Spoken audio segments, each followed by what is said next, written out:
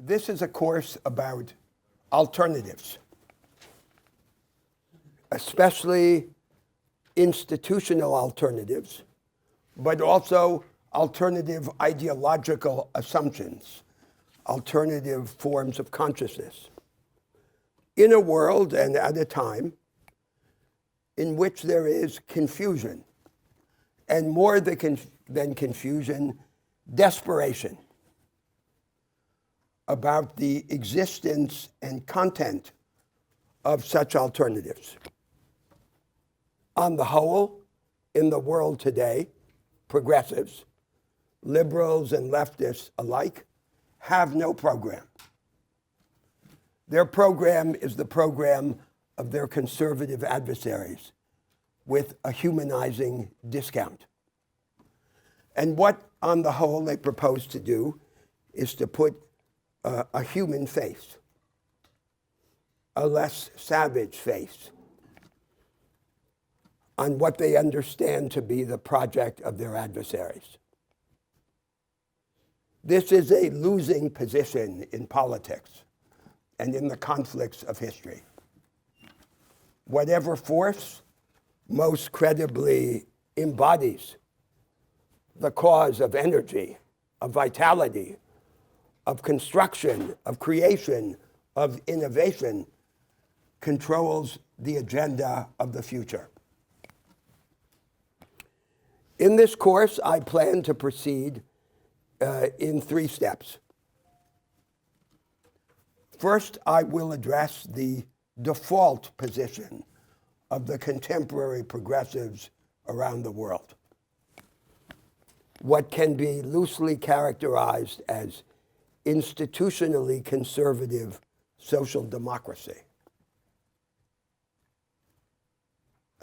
Then I will turn to the exploration of 3 domains in which the content of a possible alternative to this default position can and should be developed. The organization of the market economy, or the democratizing of the market, the organization of democratic politics, the deepening of democracy, and the character and arrangements of education, the formation of empowered agents who can resist their context and transcend it, as well as operate capably within it. And throughout, my intention is not simply to passively await your proposals and discuss them in the hope that an alternative can arise by induction spontaneously from such an open-ended conversation, but to present as forcefully as I can a particular view. But I do so in the hope that the presentation of this view can provoke an active response, resistance in all manner, by all methods. And so it is essential to the quality of the discussion that we will have that you engage. And to engage, that you do the readings, and that you continue the discussion outside class as well as within it. These classes are being videotaped, and the videotape will be placed on the course website a few days after each class. The practical implication of that procedure is that there's no need to take detailed notes in class. Focus on the argument and make whatever notes to yourself you find useful to highlight your concerns. The assigned readings are limited, but they are important. They're important to provide you with equipment with which to engage the argument, and also to establish a common basis in the class, given that in this room we come from very different intellectual backgrounds. All of the readings are available either on the course website or on the internet.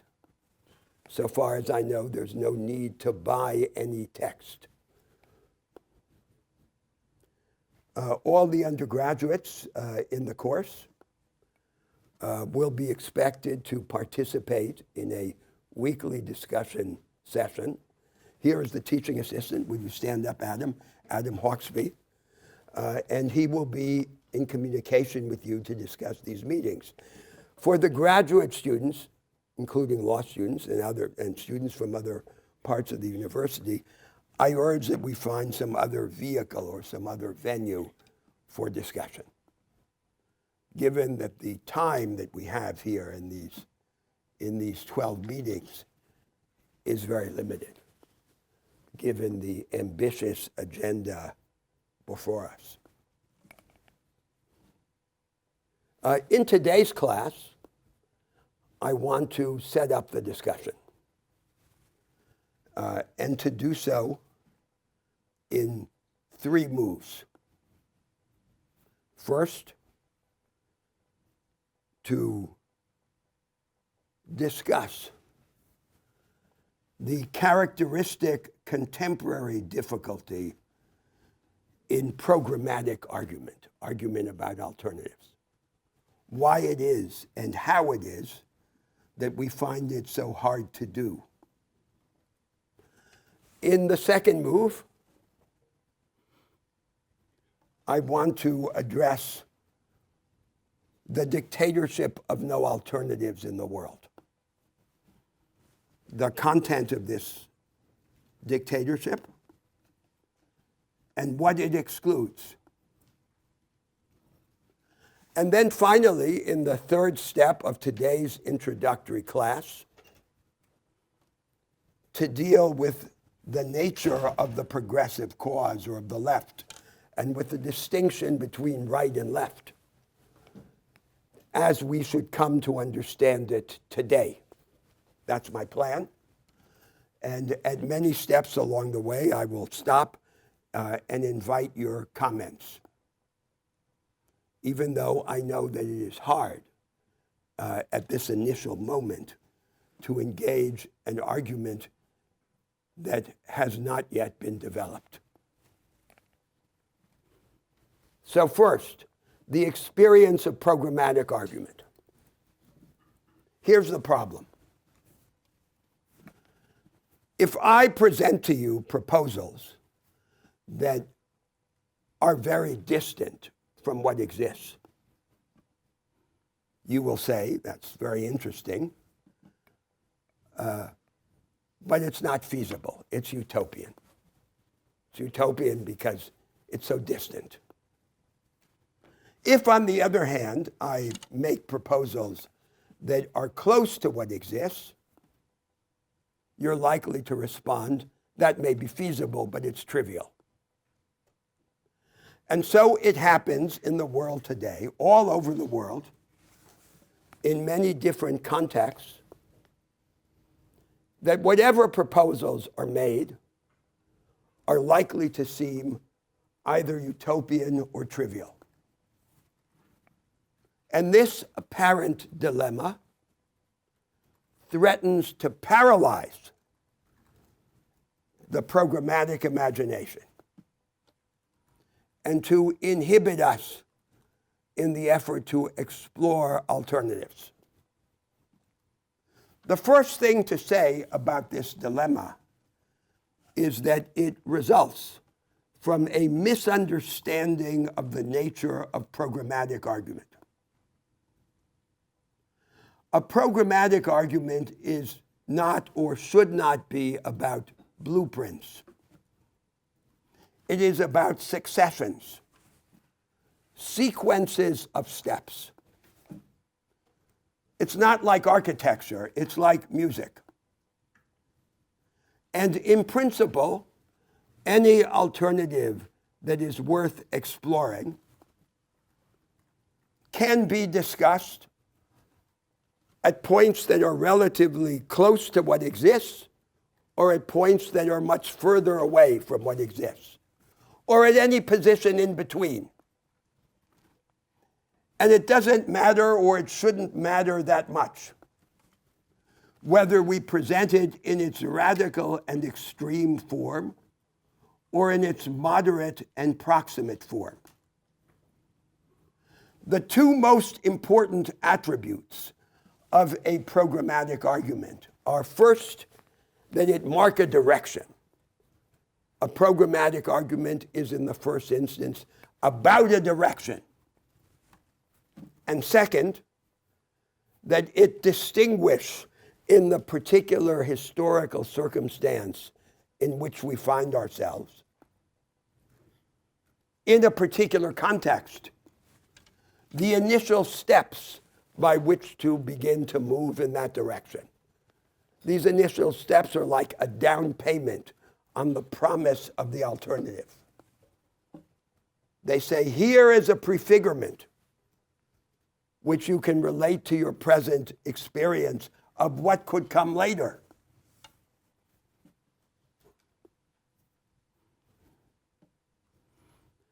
Now, I said in describing this interpretation of the method of programmatic argument that it's about a direction. There's a further complication, which is the following. When our main goal is the clarification of ideas about the direction, it is often most useful to emphasize a place in the direction that is neither very close to what exists now, nor very far away from it, an intermediate place. The intermediate place serves the goal of conceptual clarity. And that is the reason why in this argument here in the course, I will, for the most part, although not always, emphasize the intermediate place. We're not doing politics here. We are at a step removed from the immediate struggles that take place in particular contexts. And we should therefore insist on having the advantages of our disadvantages. And the advantage is the hope of conceptual clarity, of insight. And for the sake of insight, then, this emphasis on the intermediate place. But the intermediate place in a programmatic argument has a great disadvantage in the discourse of practical politics, in the language of transformative practice. The intermediate place is likely to seem too far away from what exists to be immediately feasible, but not far away enough to arouse enthusiasm and to sustain the visionary impulse. And that is the reason for which, in the language of transformative politics, we, on the whole, disregard the intermediate place and instead combine the practical and the prophetic, the proximate steps with the vision of a distant future. And this marriage of the practical to the prophetic is the distinguishing feature of a powerful language in transformative practice. So you have to understand what is going to go on here. It's the selection of a language which is good for this purpose, but bad for other purposes. And in your own mind, you have to correct for this circumstantial emphasis and understand that these or other ideas, programmatic ideas, have to be developed at all of these levels. The proximate, the middle zone, and the remote or prophetic. Now, this confusion which I've described, this pseudo-dilemma that threatens to demoralize us in the ability to think and argue programmatically, is greatly aggravated in our contemporary circumstance by a crucial feature of the history of ideas, and especially of the ideas that have been available to progressives, liberals, and leftists around the world. The crucial feature is that we have now in thought, in the high culture of the academy all over the world, no credible and usable way of thinking about structural change, structural discontinuity, and structural alternatives. Each of the contemporary social sciences, economics first among them,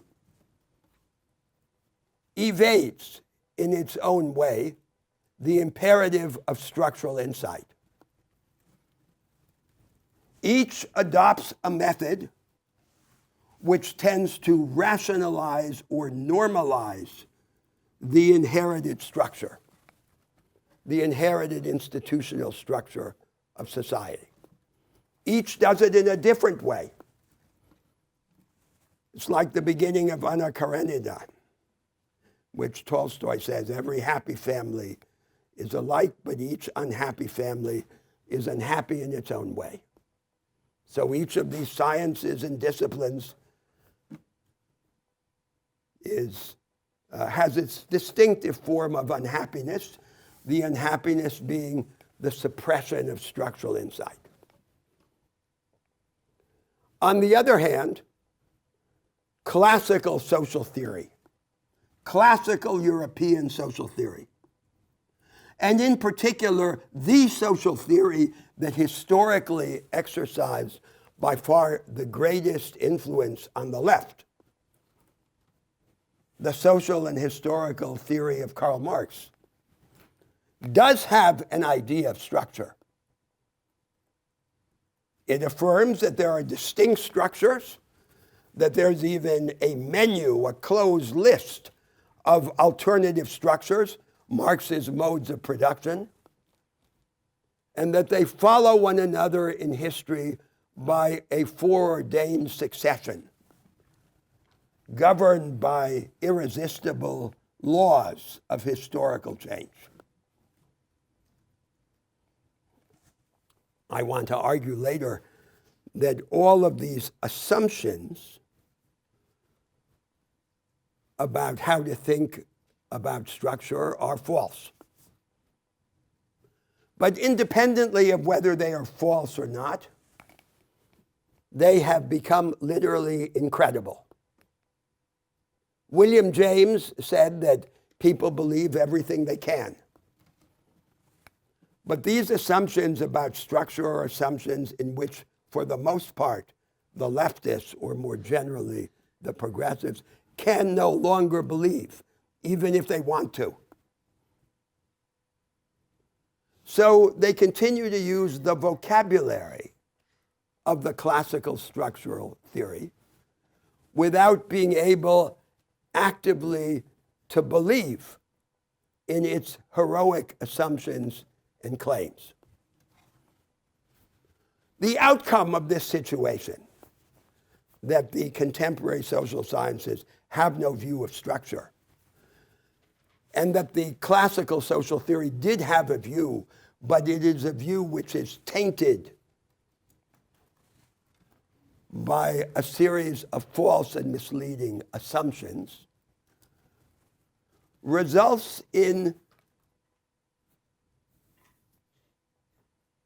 a false criterion of realism. We have no usable way of thinking about structural change, and we therefore fall back on a bastardized conception of political realism.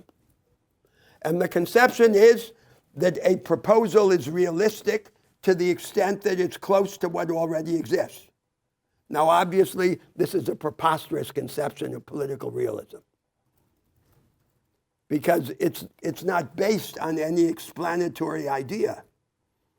It's simply acknowledging that we don't know how to think about structural change and drawing the consequence that we think that something is realistic if it's close to what is already there and not realistic if it's not.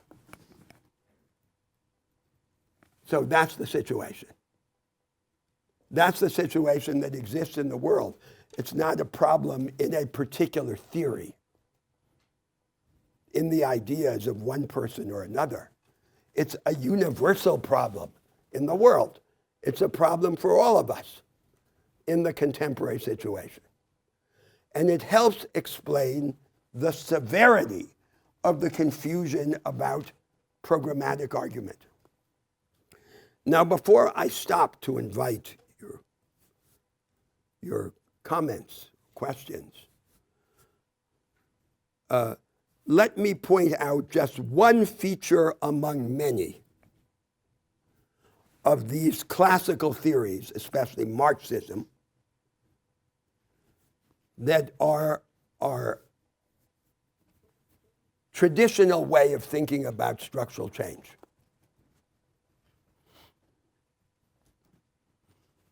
I said they have this view that there's a closed list of alternative systems like feudalism and capitalism and then socialism.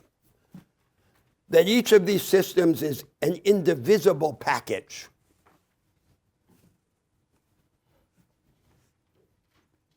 And that if they change, they must change all at once, altogether, or not change at all. A fundamental consequence of this idea, of this false idea, is a binary view of politics. Politics must be either revolutionary or reformist. It will be revolutionary if it involves the substitution of one system by another, of feudalism by capitalism and of capitalism by socialism. And it will be reformist if it contains simply the management or marginal modification of one of these systems. So what happens in a situation such as ours, in which the systemic substitution seems impossible? Or if it were possible, it would be too dangerous. What happens is that the unavailability of the imaginary systemic alternative becomes then a pretext for its opposite. So we say real change would be revolutionary change, but that's not possible. Maybe it was never possible. So what's left to do? What's left to do is to humanize the existing order. For example, in the economy, instead of trying to change the fundamental economic institutions that determine the original distribution of economic advantage and opportunity, to correct after the fact for the existing inequalities by compensatory redistribution through progressive taxation and redistributive social entitlements. The emphasis on this retrospective and compensatory redistribution to the detriment of structural change influencing the primary distribution of economic advantage is a direct entailment of the binary view of politics, which in turn follows from this idea that there are indivisible systems and that you're either in one of them or you're replacing one by another. What that binary view of politics excludes is the normal form of structural change, which is fragmentary. Structural change, in fact, in history, does not happen on the whole by these systemic substitutions. They are a kind of limiting case, and for the most part, a fantasy. It happens when it happens in a fragmentary fashion. But if, albeit fragmentary, it is cumulative, if it continues in a certain direction under the aegis of a certain idea, the idea about the direction, it can nevertheless become radical in its outcome. It doesn't happen the way it's supposed to happen in the classical theory. So there you have an initial evocation of the problem of programmatic argument, which we have to recognize and master and resist if we are to think and argue programmatically and understand the difficulty of the situation. So let me first ask whether someone would like to comment on this description of the conundrum of programmatic argument. Yes. Loud so we can all hear. Sorry. Is this like resistance to systematic change a modern development? Because just looking through the past, like Athens becoming a representative democracy had to come from a former, form of government that didn't exist before. So is this resistance to new kinds? But it's not, but let's be clear about what I'm claiming. So I'm not claiming that simply that there's resistance to structural change. Of course there's resistance to structural change. I'm claiming something else. I'm claiming that structural change doesn't look like what it's supposed to look like in these theories. It doesn't happen in the form of these systemic substitutions. There isn't a closed menu of alternative regimes in history. There isn't a script governing the succession of these regimes. And the regimes aren't indivisible systems. When they change, they characteristically change in some more or less fragmentary fashion. So what the binary view of politics is denying or excluding is the possibility of structural change that happens piecemeal rather than by these sudden conversions. So the question is, what is the psychological and rhetorical function of the idea of the revolutionary systemic change in the world today? And I'm suggesting that its major function is to serve as an alibi for its opposite. That is to say, that would be real change. But that's not possible. We all know that's not possible, or if it's possible, it's too dangerous. So let's care for our garden. Let's humanize the world as it exists. And you have then a very characteristic feature of the contemporary situation in countries around the world.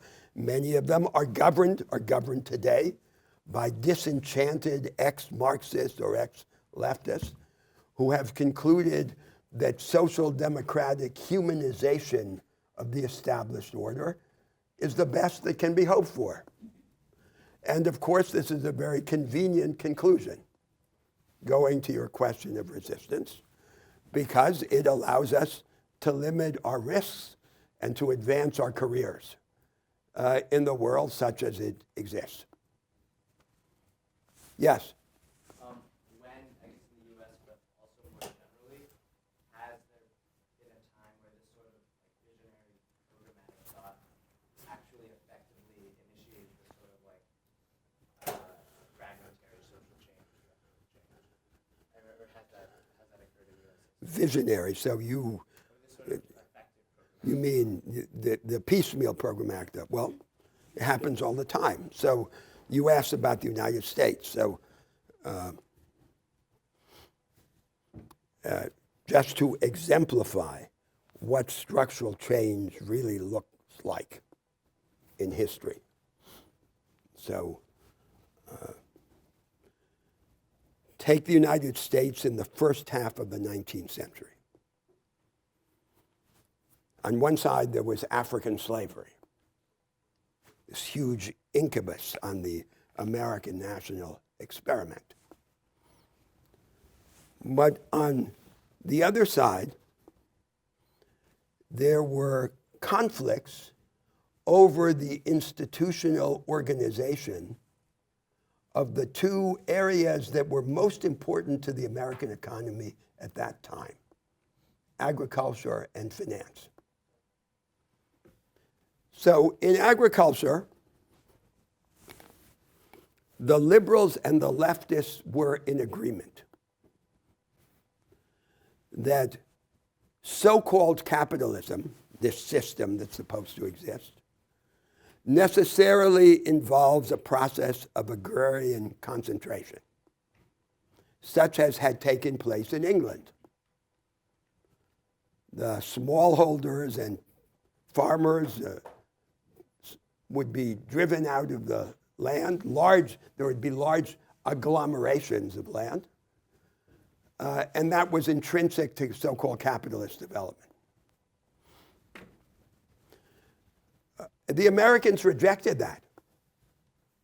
They distributed the land under the Homestead Acts, and they organized the most efficient system of family-scale agriculture that had existed in the world up to that time, in a form that in today's vocabulary we would describe as decentralized strategic coordination between the government and the family farmer, and cooperative competition among the family farmers. So, for example, they developed the land-grant colleges, the cognitive basis of modern agriculture. They organized price supports, food stockpiles, agricultural insurance to safeguard agriculture against the unique combination of physical volatility and economic volatility. And they made it possible. In finance, which was the other fundamental domain of the American economy, they had a conflict over the national bank, which was the instrument of the nascent American plutocracy. And this conflict resulted during the presidency of Andrew Jackson in the destruction of the Second National Bank of the United States, its dissolution, and the prohibition for more than 100 years of any financial activity of any bank operating in more than one state of the Union. The Americans set out to destroy the fundamental instrument of the emergent financial plutocracy. And they created the most decentralized system of credit that had ever existed in the world up to that point, at the disposal of the local producer. When they did these things in agriculture and finance, they were not regulating the market. They were creating a kind of agricultural and capital market that had never existed before. That's what structural change looks like. That's how it actually happens in history. Not once, but all the time, all over. And it's not, so is that capitalism? Is that not capitalism? We can't describe the character of the fundamental structural changes in that way. That was an intervention through politics and through thought expressed in law in the institutions of the market economy. The market economy does not create its own institutional presuppositions. The institutional presuppositions of the market economy develop in politics and in thought and are then expressed as law. And piecemeal structural change, which is how structural change normally happens, takes that form. It's developed through a political struggle and in ideas, and then it's manifest as law. That's what it's like. And that's the kind of thing that on the whole is absent from the contemporary progressive agenda. So, for example, in their economic ideas, on the whole, they have no project for the supply side of the economy, only for the demand side of the economy. And they abandon the supply side of the economy to their conservative adversaries. And then they say, we'll fix things on the demand side. We'll popularize consumption. We'll redistribute through progressive taxation and through social entitlements. But we won't change the actual organization of production in the way that the Americans did change it in the early 19th century, as in the two examples I just gave. Yes? Why is it that we think that current social sciences, thinking of the systems as like discrete units with no overlap, why do we think of that as a deep feature of their thinking and not simply like a deficiency in our language, like a bright line problem, that it's difficult to name a system that's evolving in a fragmentary way? Well, so what's then? The question is how do we know that this is like a deep feature of their thinking, that they think of these They're who? They're, current social science? yeah. That they think of these systems as discrete things, rather than we have difficulty describing a system that's evolving slowly and piecemeal, and calling our current system capitalism is more a response to the fact that we don't know what else to name it because it's evolving, currently evolving in directions and hasn't reached the point where we can give it a different name yet. Well, the question has to be answered differently, as I suggested, for each social science and for each discipline. That's what I meant by the different forms of unhappiness. So, and even within a particular discipline, there are different positions. So the most important in its practical influence in the world is economics. And the deficit of institutional imagination about the institutional organization of the market economy itself in economic theory. So let's pursue that example, so we think about just one example in detail. And so you see what is the characteristic problem in thought. So you could say that with respect to the problem of institutions, of the institutional basis of the market, there are three kinds of economics, broadly, in the whole historical period since the marginalist revolution that established the main paradigm of economics at the end of the 19th century. So first there's pure economics, which, as the Austrian economists understood, is really a kind of logic and not a causal science. And it makes no institutional assumptions whatever. It says, my hands are pure, don't blame me. It's an analytic apparatus that only operates on the fuel of factual stipulations, causal theories, and normative commitments supplied from the outside.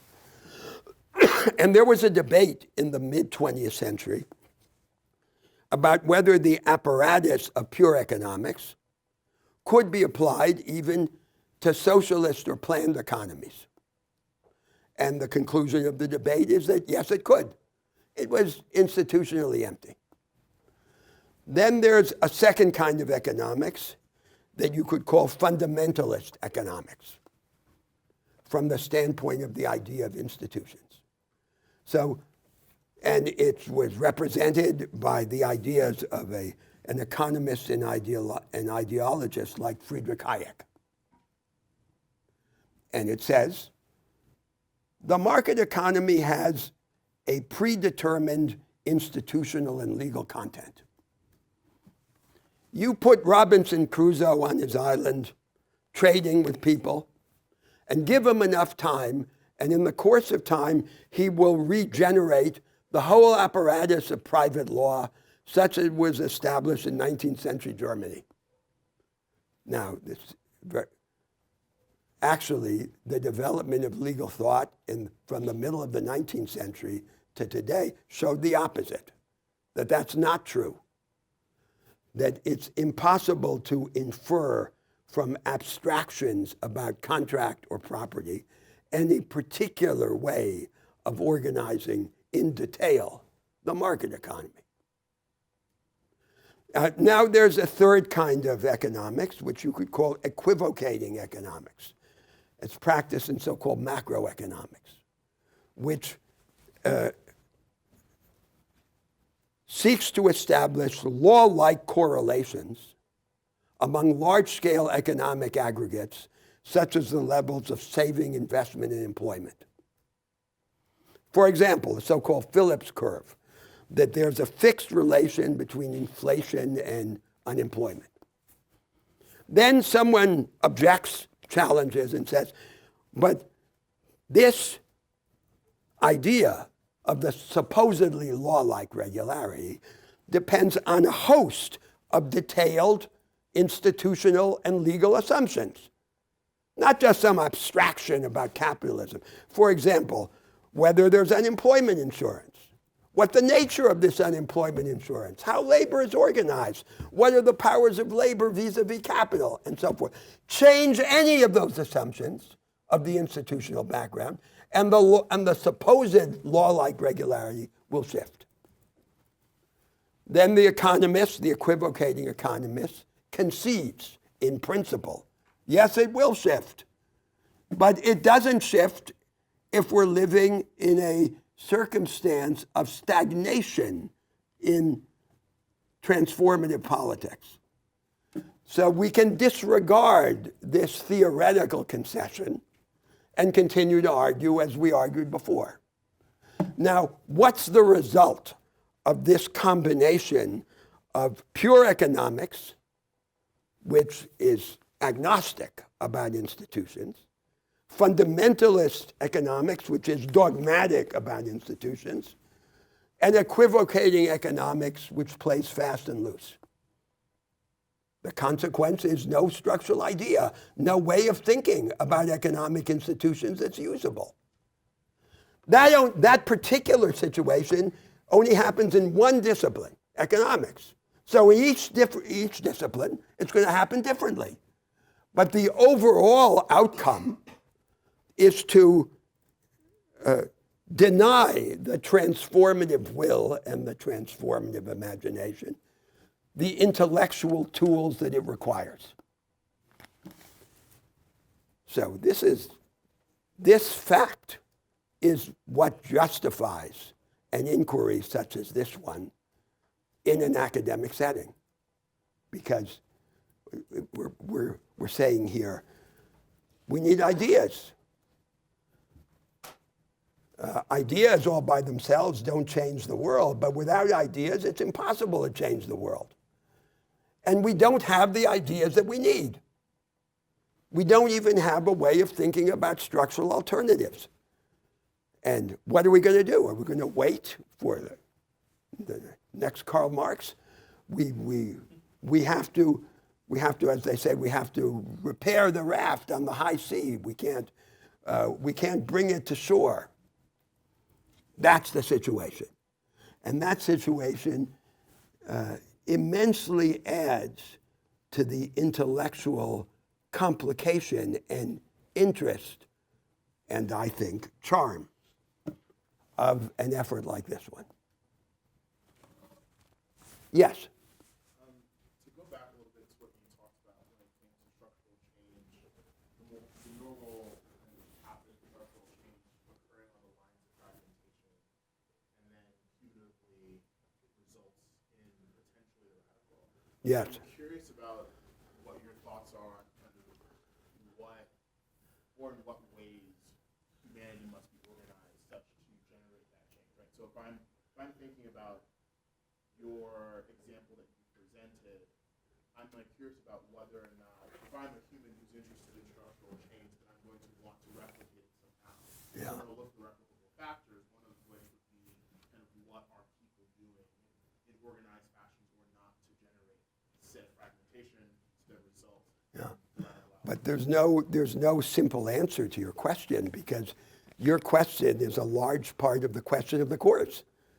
That's how are we going to organize this process of structural change if there's no blueprint? So let me add one more element. The liberals and socialists of the 19th century did believe in the primacy of structural change. But they thought of structural change dogmatically. Each of them had a doctrine. They said, adopt the system of liberal private law or state command of the economy, and that will bring liberation, economic progress, and the emancipation of the individual. We can't believe that. We can't believe in the sufficiency of any such dogmatic blueprint. So, like them, we recognize or should recognize the primacy of structural change. But unlike them, we can't believe in these blueprints. So this is a situation without historical precedent, in which we must recognize the imperative of the structural change, but not in the form that it had in these 19th century ideas. So one of the most important attributes of the economic and political institutions that we should seek is that they organize over time, they help organize over time, the discovery of structural alternatives. So it's not as if Lycurgus comes, the lawgiver, and he says, here's the solution. Now, all you do is you institutionalize it, and then everyone lives under that regime. It's not like that. So the alternatives represent a move in a certain direction, but the direction has to have an experimentalist quality. It has to be open. It has to allow us to learn from experience. Yes? I wonder if you could elaborate a little more beyond kind of the brief segment on why you believe that the Chinese political economic model, or even the Singaporean political economic model, isn't an alternative. Yeah, but we're getting ahead of ourselves there. So let's go by steps. And I will come back to that at many different points. Yes? I'd like to ask something about the binary perception politics that you mentioned. Yes. Earlier. I find this very interesting and also frustrating that we are kind of limited into this unheistic perception of politics. And I'm wondering, where does it come from? Where does it derive from? Is it because of historiography and the way we approach? The binary view of politics? Yes. Is it because of historiography and the way we approach the past? Well, the simple answer is that it was the classical idea, the idea in classical social theory. No one thinks about politics without ideas. There's a history of ideas. And there's one theory, which was by far the most influential, Marxism. And it taught us to think in this way, that there are these systems. There are these indivisible regimes in history, and they are these indivisible packages. And it provided a way of thinking about structure, which the contemporary social sciences don't. But unfortunately, that way of thinking about structure was enveloped in a set of illusions, which have dramatic practical consequences. The binary view of politics has practical consequences. So it's not easy to develop an alternative way of thinking about structure. Otherwise, it would have developed. And we don't have it. So this is something very simple, very primitive. And it's a far-reaching claim that I'm making that many would resist. I'm saying that if you're engaged in programmatic arguments, the first impulse is to say, of course, this has to be informed by legal theory, by economics, by political science. So we go to these institutions like Harvard University and we study the different disciplines, and then we think, well, now we're prepared. But there's a problem, according to this argument. I'd say, yes, we need economics, but not the economics that exists, a different one. We need legal theory, but not this legal theory that they're teaching there, a different one. That's what I'm claiming to be the problem. And it creates a circumstance of tension, of difficulty, in which the ideas that are available are less part of the solution than they are part of the problem. I'm saying, in effect, that they are mystifications. It's not simply that they fail to provide the requisite way of thinking about structure. They actively confuse us. They disorient us. They divert us from the task that's necessary. So the practical action then becomes an incentive to imagination. Now, let me then go on to the next step in these introductory remarks. The next step is the evocation of the idea of a dictatorship of no alternatives in the world. By the dictatorship of no alternatives, I mean that there is now in the world a very limited repertoire of different ways of organizing distinct domains of social life. This is the institutional vocabulary that is available. How to organize the state, how to organize a democracy, how to organize a market economy. A very restricted set of live options.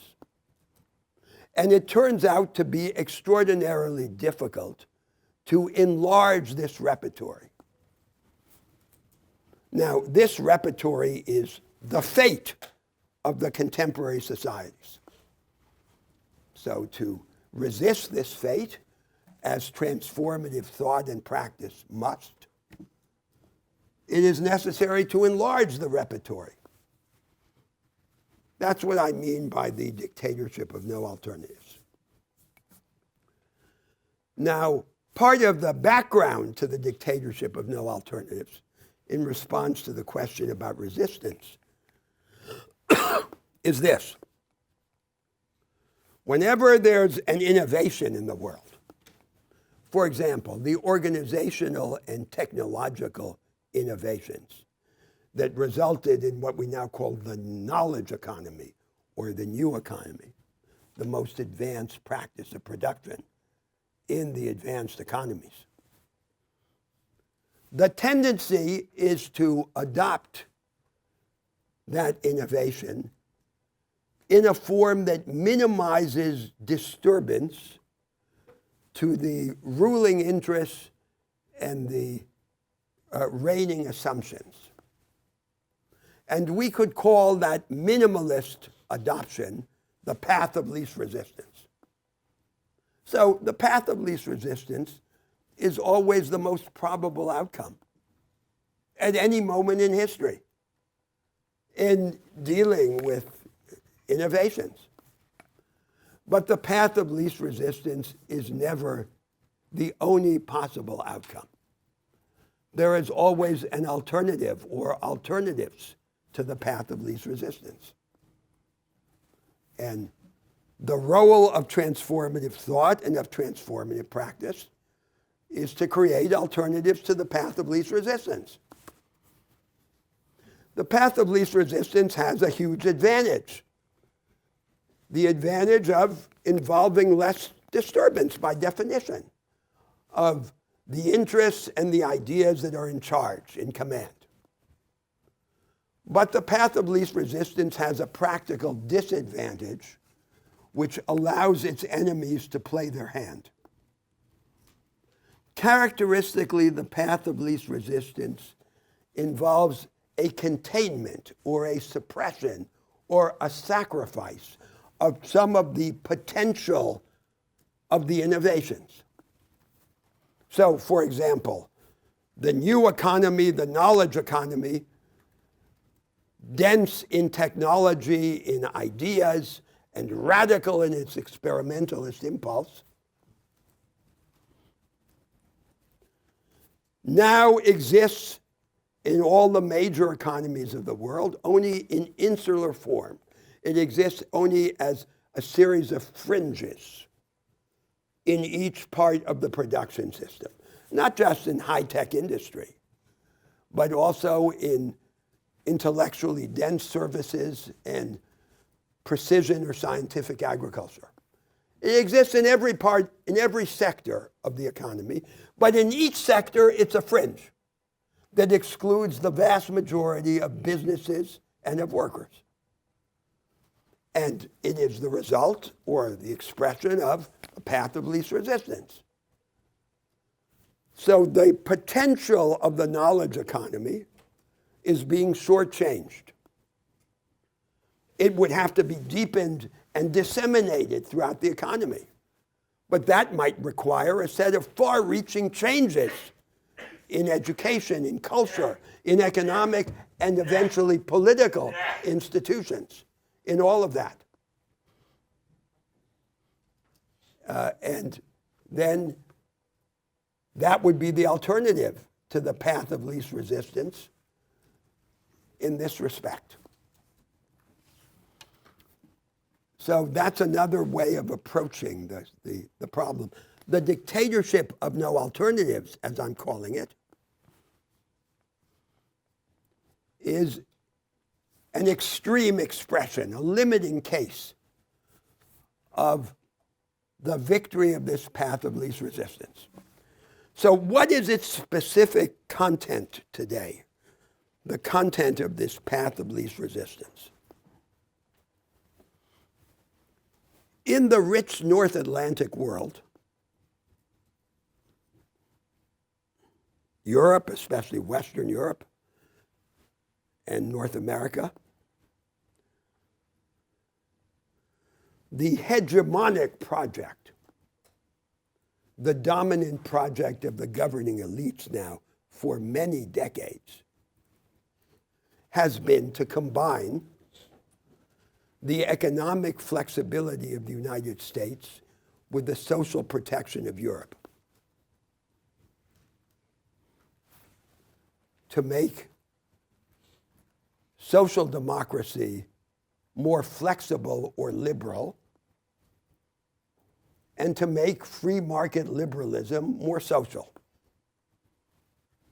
within a barely adjusted version of the inherited institutional arrangements.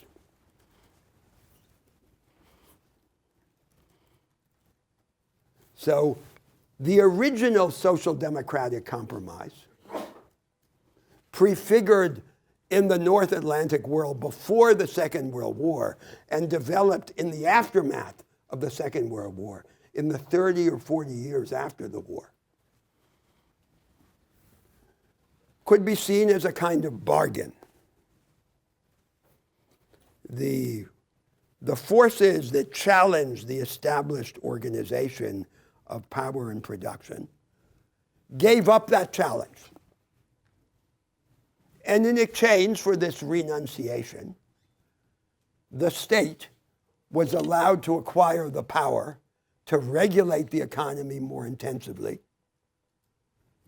to compensate for the inequalities generated in the present form of economic organization by retrospective redistribution through progressive taxation and social entitlements, and to manage the economy countercyclically through fiscal and monetary policy.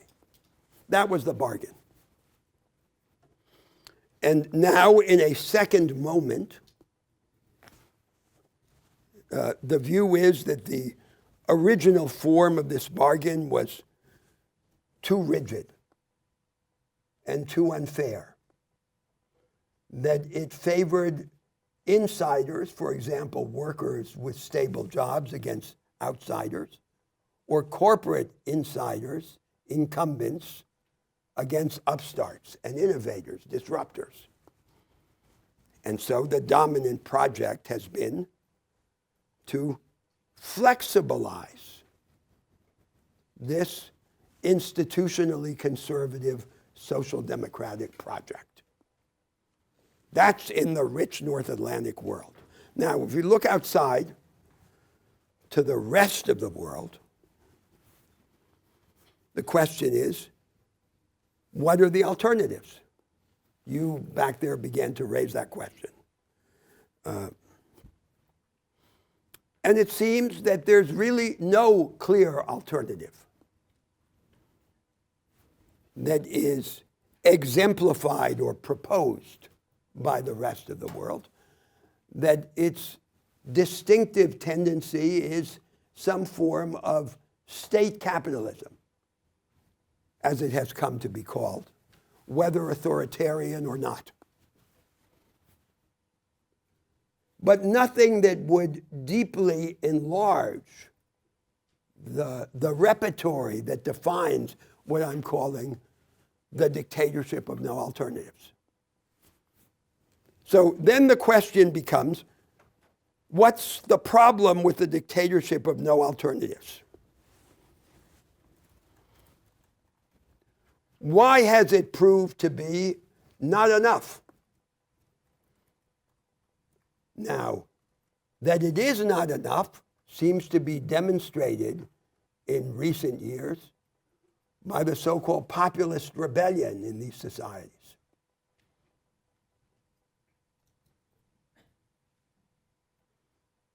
The populists, especially the right-wing populists, have no clear program of their own. In many respects, their programmatic ideas resemble, to a striking extent, the programmatic ideas of the custodians of the established orthodoxy. For example, neither the institutionally conservative Social Democrats nor the right-wing populists propose to radicalize and disseminate the knowledge economy. What they characteristically propose is to defend and protect the declining mass production industries, even though it turns out that those industries have no future. So let's make a simple exemplary list of some of the problems that the hegemonic view, liberalized social democracy or socialized liberalism, is unable to master. So, first, for example, the relation of finance to the real economy.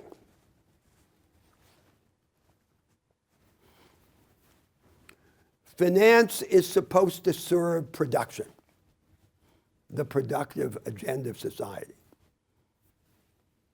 In fact, under the established arrangements, the vast preponderance of productive activity is financed by the production system itself on the basis of the retained and reinvested earnings of private firms, of non-financial firms. So what's the point of all of that money in the stock markets and in the banks? What is it for? Theoretically, it's to finance production. But it has only an oblique or episodic relation to production. So then what seems to happen is that it's indifferent to the real economy in good times and destructive in bad times. Does it have to be that way? Can we organize things so that finance, rather than serving itself or using the transactions of the real economy as a pretext to serve itself, is made to serve the real economy more effectively? It happened before. I gave an example. The radical transformation of the capital markets in the United States in the first half of the 19th century. Obviously, what we would have to do today couldn't look like what was done then. It would be completely different. But it would involve a transformation in the institutions of the economy that shape the relation of finance to the real economy. Now, here's a second example, especially applicable to Europe, to these societies that have tried to base social cohesion, the social compact, on money transfers organized by the state.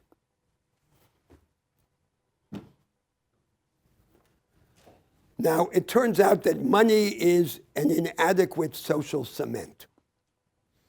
Money is not enough to ensure social cohesion.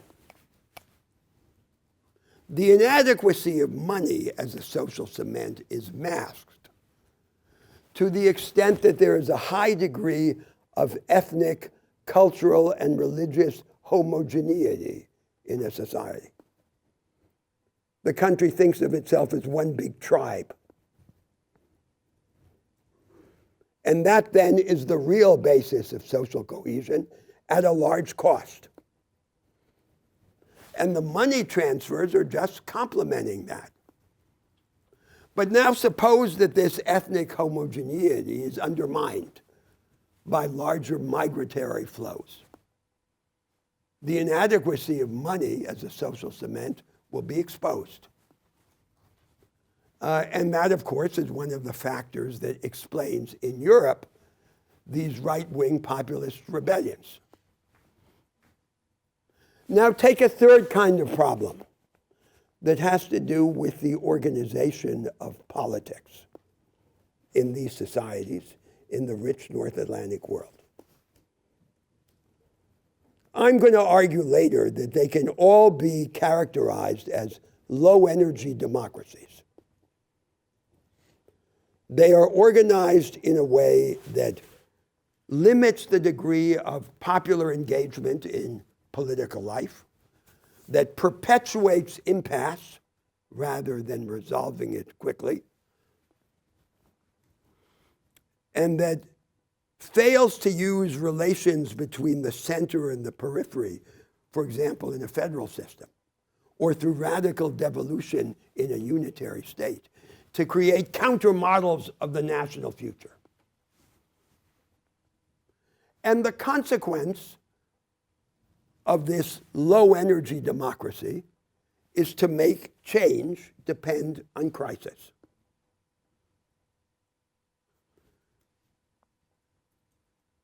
How is it that we can loosen the dependence of change on crisis?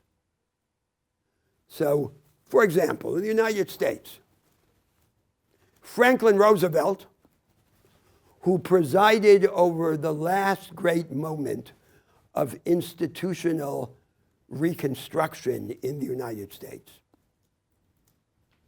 had as his allies the greatest world war in world history and a depression of unprecedented dimension. Tremendous allies. Even then, he had trouble. And even then, his original project was progressively limited. Now, why did he have such trouble? It's not just because in some generic sense he was confronting powerful interests. Of course he was confronting powerful interests. But the great majority supported him. He had trouble because the system, the constitutional arrangements of the United States, had been arranged to create trouble for such transformative projects. It was a kind of proto-democratic liberalism, which established a table of correspondences between the transformative reach of a political project and the severity of the constitutional obstacles that we have to overcome. So it was like there were two principles in the American Constitution. There's a liberal principle of fragmentation of power, and there's a conservative principle of slowing down politics. And the Americans think, they think to this day, that the liberal principle and the conservative principle are naturally and necessarily combined. But they aren't necessarily and naturally combined. They're combined by intention, by design. It was arranged to be that way. So the rule is, in these democracies, no trauma, no transformation. How can we have transformation without trauma? So the European societies have changed in the course and in the aftermath of war. Then after war, they go back to sleep and drown their sorrows in consumption. And the horizon of politics narrows. Now let me give you a fourth example. The one that came up before, the knowledge economy. It's a revolutionary change in the practice of production. But instead of being disseminated to the whole of the economy, the opposite has happened. It's contained, it's quarantined. It exists as a series of exclusive fringes. And the consequence seems to be economic stagnation and an aggravation of inequality. So in the United States, in the 1990s, a series of influential economists wrote articles and gave speeches saying that this technological and organizational transformation brought by the knowledge economy would produce a dramatic rise in productivity. And it didn't. It produced a blip at the beginning of the 21st century, and there has been a long slowdown in the growth of productivity. And the slowing of economic growth has been perversely accompanied by an aggravation of economic inequalities rooted in the hierarchical segmentation of the economy, the division between advanced and backward sectors. Then the same people who predicted this rise in productivity began to develop a doctrine under a label from the 1930s of secular stagnation. And now they say that this economic slowdown is natural because the contemporary technologies are much less revolutionary than the technological innovations of 100 years ago. But what could be more revolutionary in principle than artificial intelligence? There seems to be a much more straightforward explanation of the slowdown in productivity, which is, how can there not be slowdown if the most productive practice is denied to the vast majority of workers and of firms? So then the project would be to establish the knowledge economy in inclusive rather than insular form. And that might require a vast set of combined transformations in institutions, in education, in the organization of society. So that's the problem of the dictatorship of no alternatives.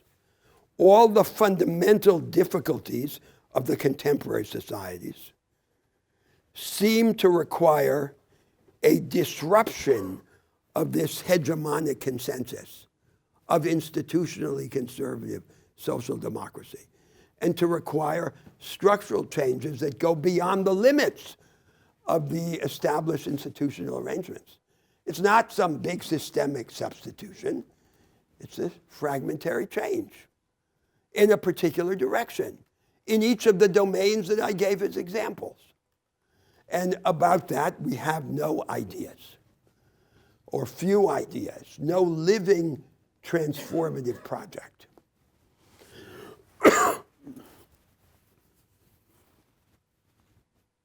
So now I again stop and ask, let's continue our conversation now about the dictatorship of no alternatives. I'm not going to the details, but it's this idea that there is a very limited and limiting consensus. It's the product of this particular history that I described. And there are a series of structural problems that demand structural solutions, and the structural solutions are not available. Yes? So I kind of wonder why this appears to be a particular affliction of the left, because it seems to me that there has been a lot of structural change, but very rightward movement. Like if you watch, I don't really recommend this, but if you watch the Davos conference, you can see all of the like billionaires there talk about how, oh, we're going to fix inequality by like setting up our own private foundations and just working on our own little things. And this is a very that is a very big structural change that has been, issued through by like the massive accumulation of wealth into the hands of enough people that they could hypothetically reshape the world to their will. But where precisely is the structural change in your example? So in this particular case, it seems to have occurred through a long list of like tax cuts, allowing for market structures that aggregate money and advantage owners over producers. So it seems to be through a tax system like always structurally advantageous to have wealth as opposed to trying to build wealth. And all of these things have created a system where a small number of people are now sitting at the very top. They're not necessarily bad people. Like let's assume that their desire to do good with this money at some point is genuine. But it still seems that like every time someone suggests, let's have a new tax cut, everyone goes like, okay, that seems reasonable. But if you do, I want to have like true universal health care, that is a like shocking and scandalous thing to say pretty often. Like it takes a lot more work to go 1 inch to the left than it seems to go like 2 feet to the right. Well, of course, to take your last example first, universal health care is a general feature of just about all the advanced societies, the North Atlantic democracies, except for the United States. So it's an exception. Now, the question is whether the right, either the entrepreneurial right or plutocratic populism, right-wing populism, has a structural program. It doesn't seem to have a structural program, or it has a very minimal one. What is its program? So first, perpetuation of mass production industry for a few more years. No one can think it has a future. It's like buying time. That's not different from the program of institutionally conservative social democracy. Then second,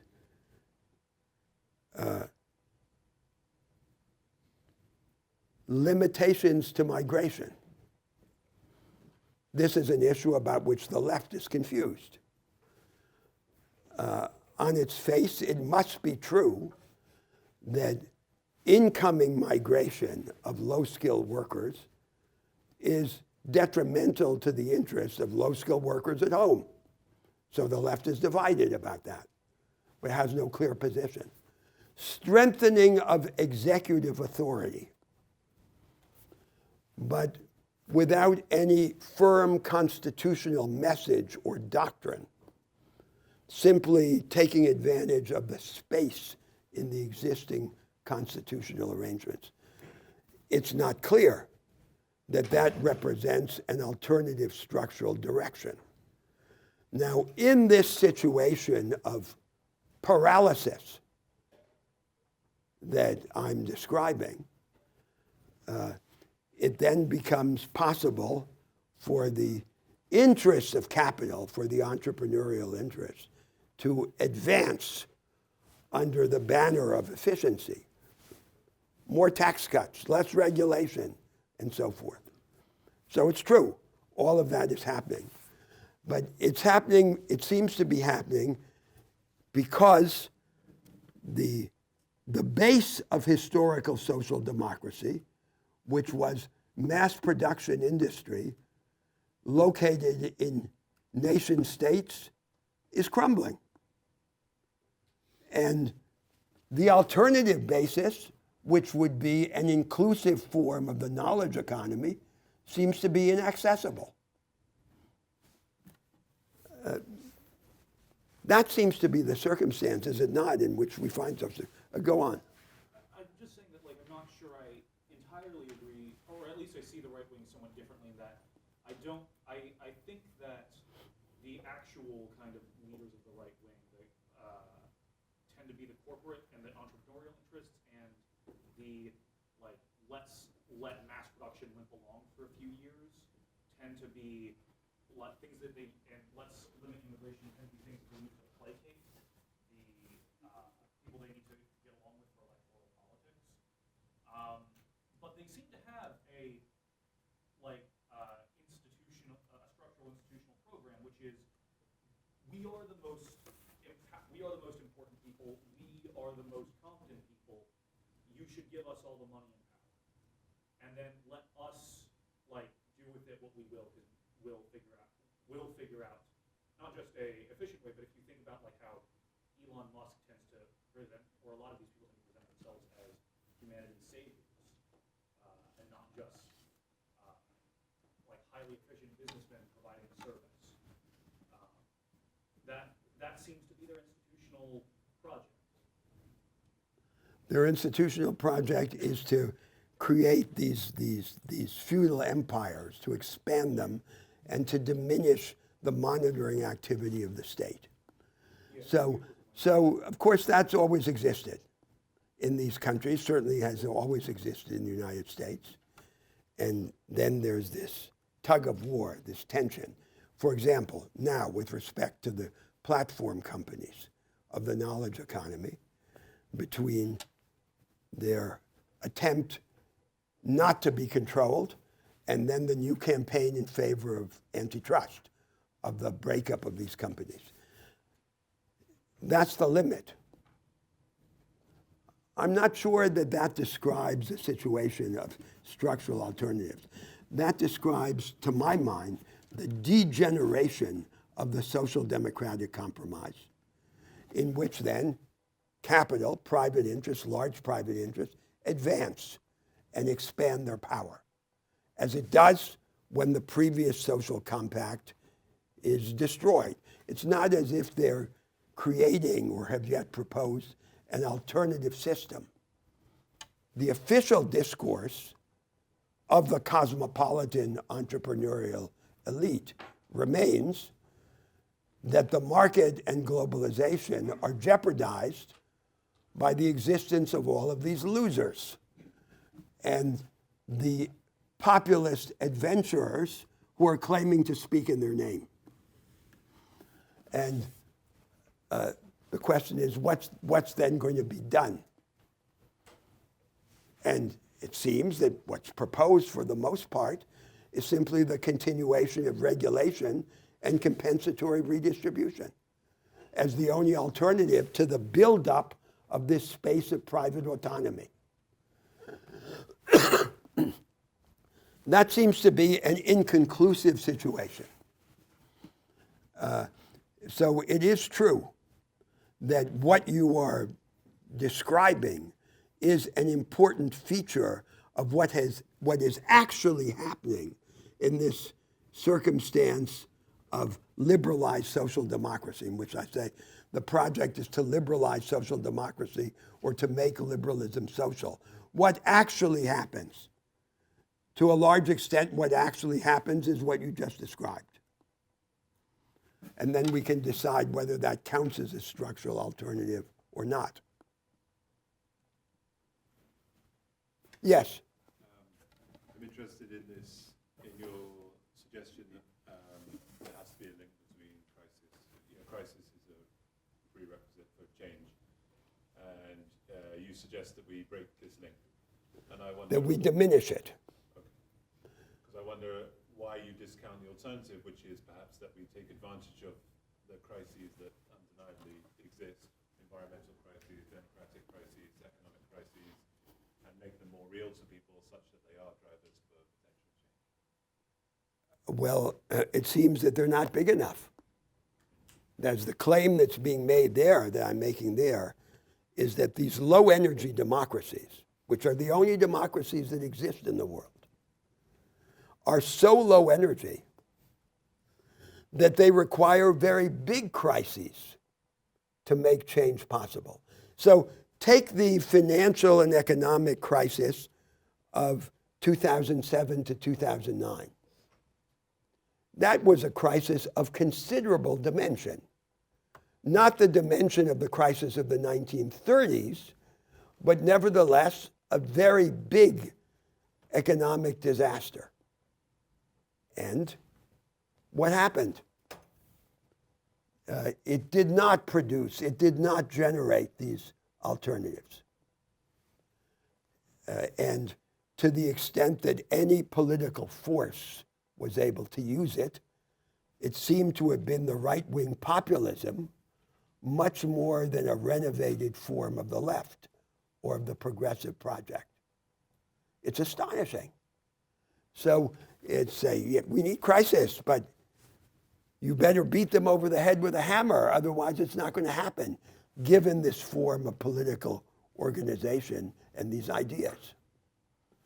So this is just the first step to the discussion of a very large set of problems.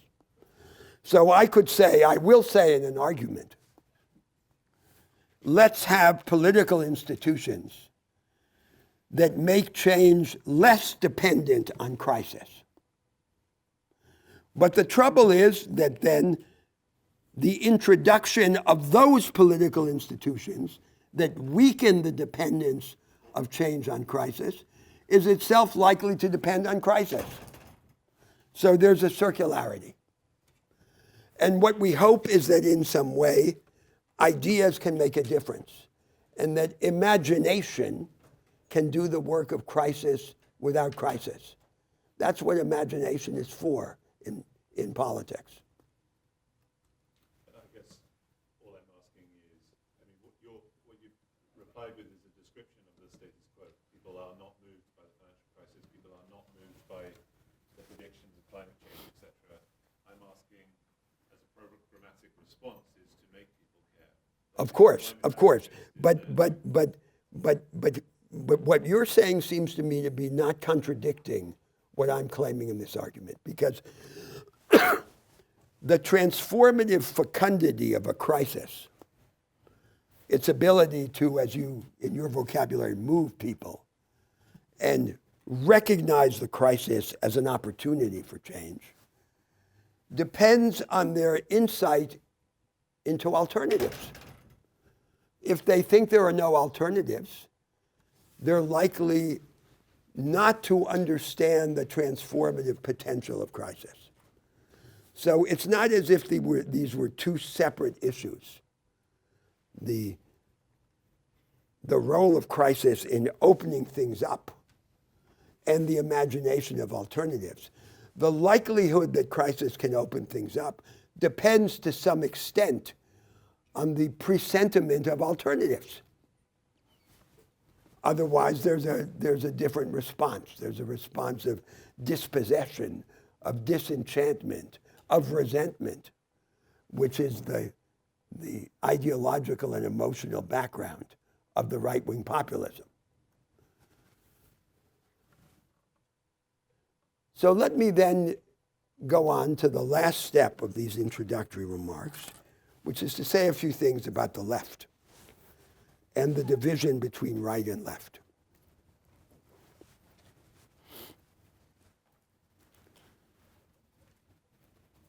So in the contemporary situation, the left appears as defending the humanization of the established order, the humanization of the inevitable. For the most part, I claimed at the beginning, it has no program. And the conventional understanding of the ideological dispute is this, that the left consists of the force that gives priority to equality, and the right consists in the force that gives priority to freedom, against the established and largely uncontested institutional background. So we could call this a dispute between shallow equality and shallow freedom. Shallow in the sense that it's taking the existing institutional background for granted. Now, notice how this disposition is reflected in the theories of justice that are most influential today in the Anglo-American Academy. So, the aim is egalitarian.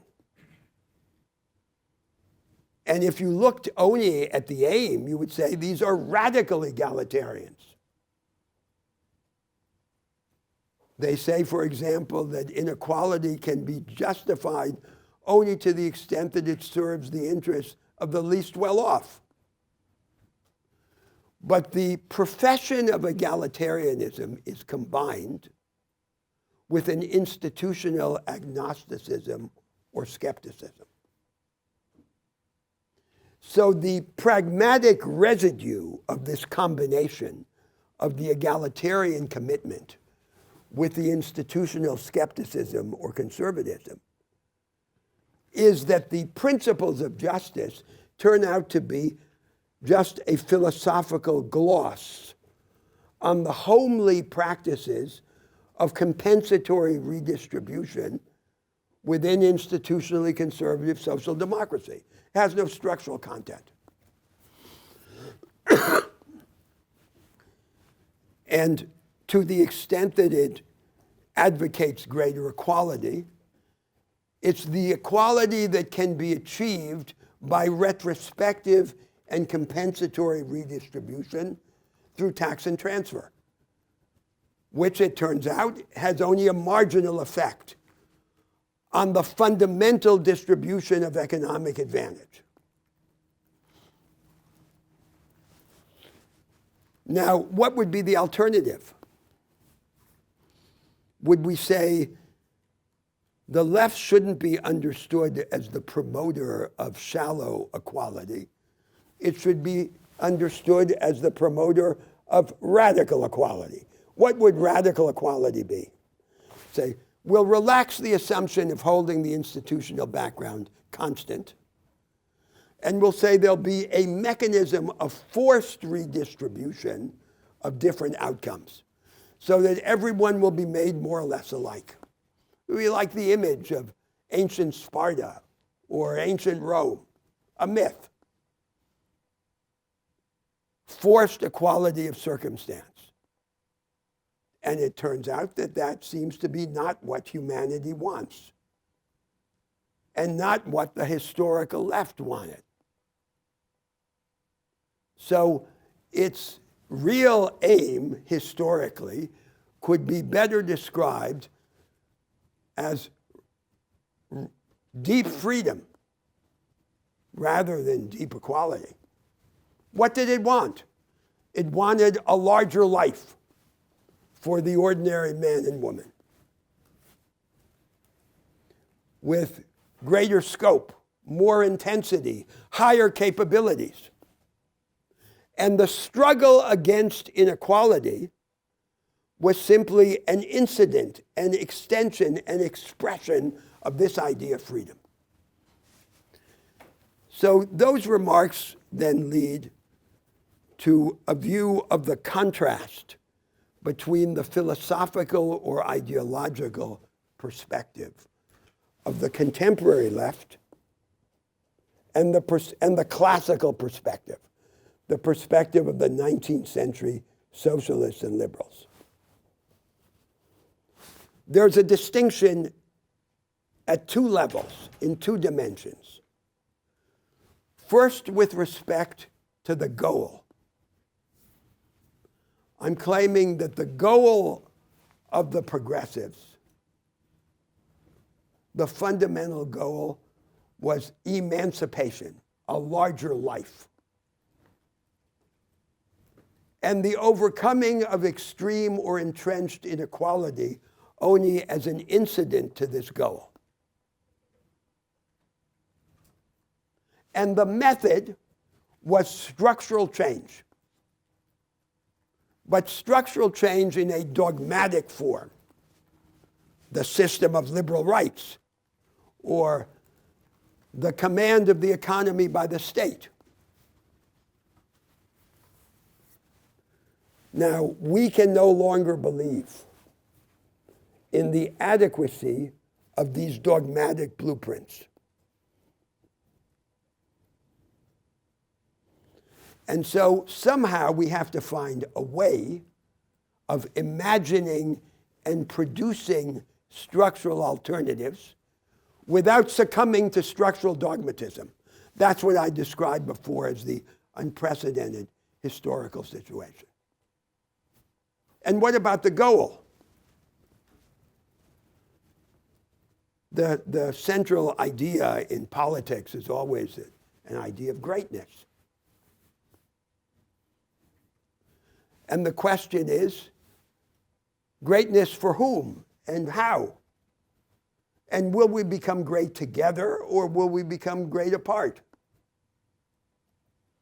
So the idea that they had of empowerment, of the enhancement of agency, of greatness, the greatness of the ordinary man and woman, which is the essential idea of democracy, was formed narrowly on the model of the aristocratic ideal of self-possession. And so we need a larger idea of greatness. Now, then we have a different understanding of the distinction between right and left. The distinction between right and left is not who prioritizes equality or freedom within the established institutional background, but who wants greatness together or not,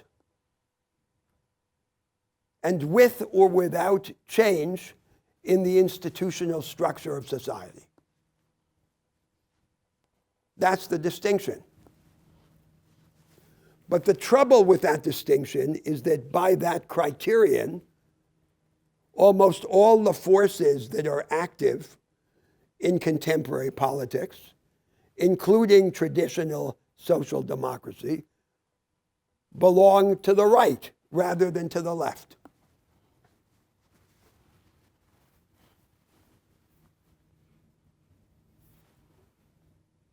So there are two crucial points in this conception that are then the beginnings of a long conversation. First, about the method, structural change.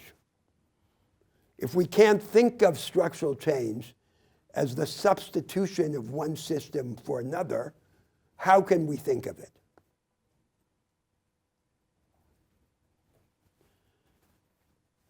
And then the ideal. What's the ideal? The ideal is not simply a greater equalization of circumstance, of outcome. The ideal, in the theological and political language of the 19th century, is not the humanization of society, it's the divinization of humanity. It's our ascent to a larger form of life. And the simple and sublime message is, let's become great together.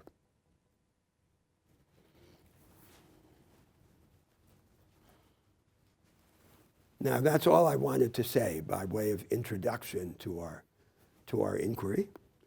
And we do have some time now to discuss.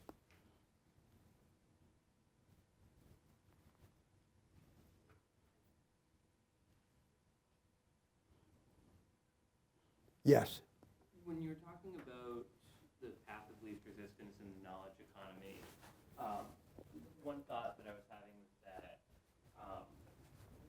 you said most people have been left behind by it, and I feel like to some extent most of us are included in it in some form. So like we all utilize a lot of the technology that's developed in our personal lives, or when it comes to like Facebook, our data almost becomes a product in the economy. Yeah. So do you mean more? You're talking about the knowledge economy and its insularity. Yeah. Do you mean more that most people are excluded from the supply side or from the wealth of it? Or? No. So we're going to discuss this in detail later, and it's hard to anticipate the discussion without entering into a view of what the knowledge economy is. But let me say simply for the moment this. The knowledge economy is not just a set of gadgets and their use. It is a revolutionary practice of production with a potential that is largely unexplored. Now it exists, as I said before, mainly in the form of a fringe of advanced practices and advanced firms in every sector of the economy. These businesses sell their products and services, like, for example, computer technology, and everyone uses them.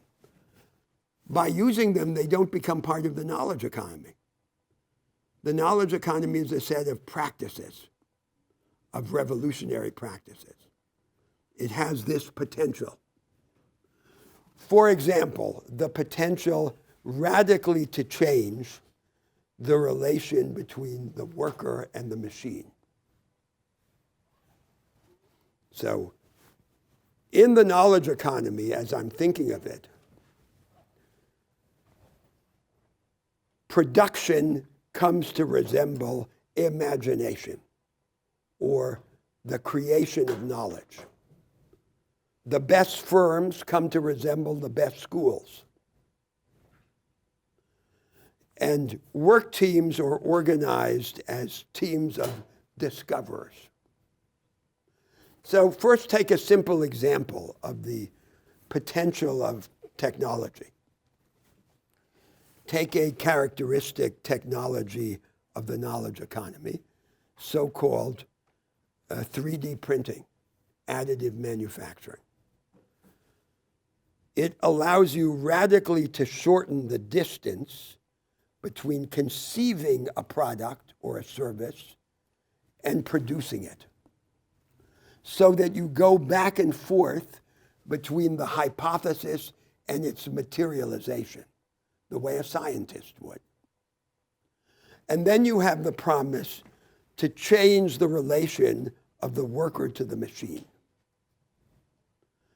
In traditional manufacturing, the worker worked as if he were one of his machines. The machine has rigid, repetitive movements, and the worker mirrors those movements.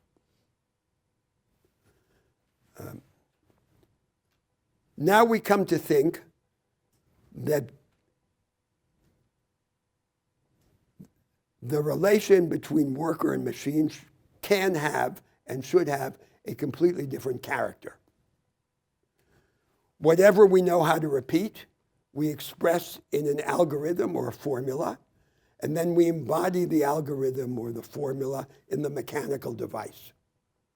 The machine does for us what we have learned how to repeat, so that we can save our time for the not yet repeatable. We are the anti-machine.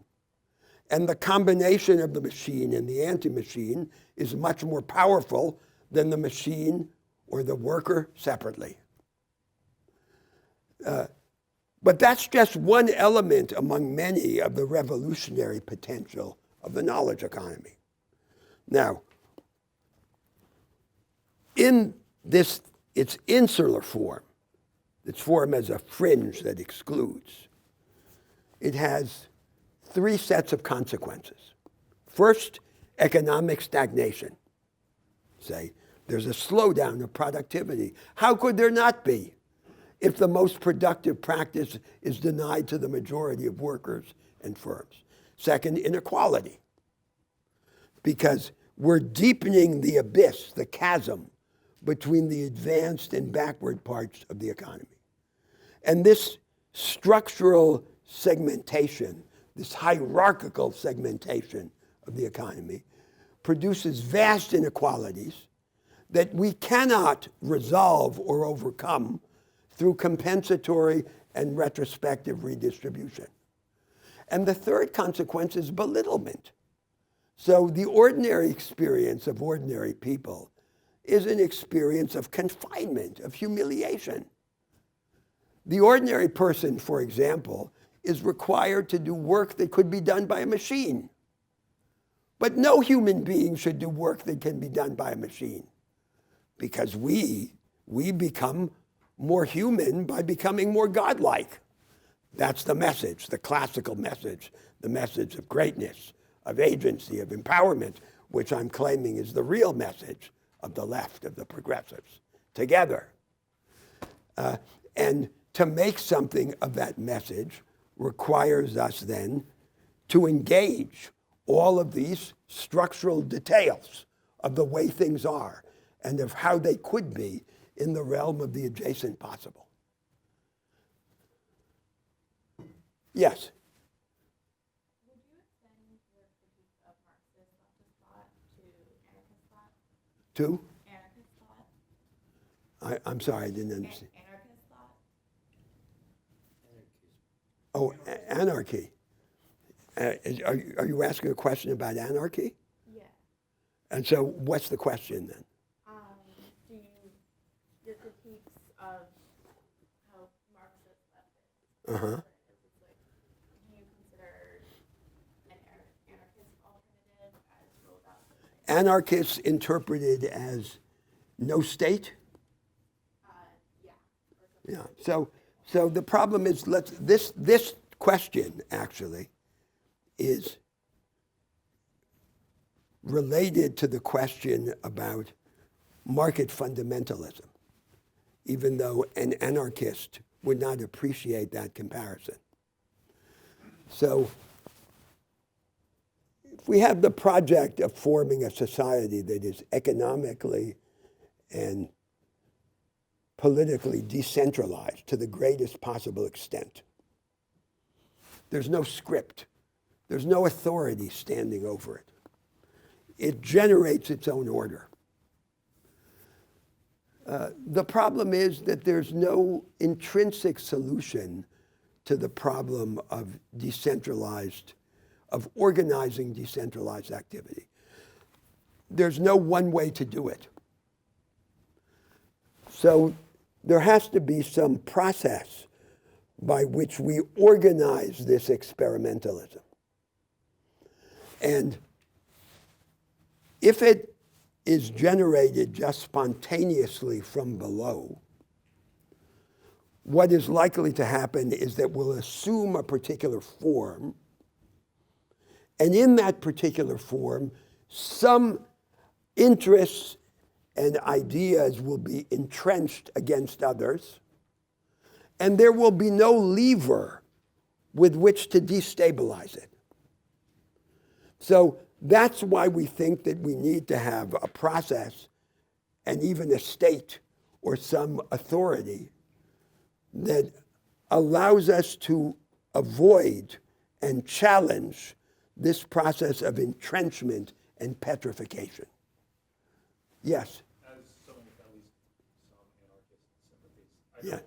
I kind of object to the description of anarchy as merely being the lack of a state. Anarchism is a general opposition to hierarchy.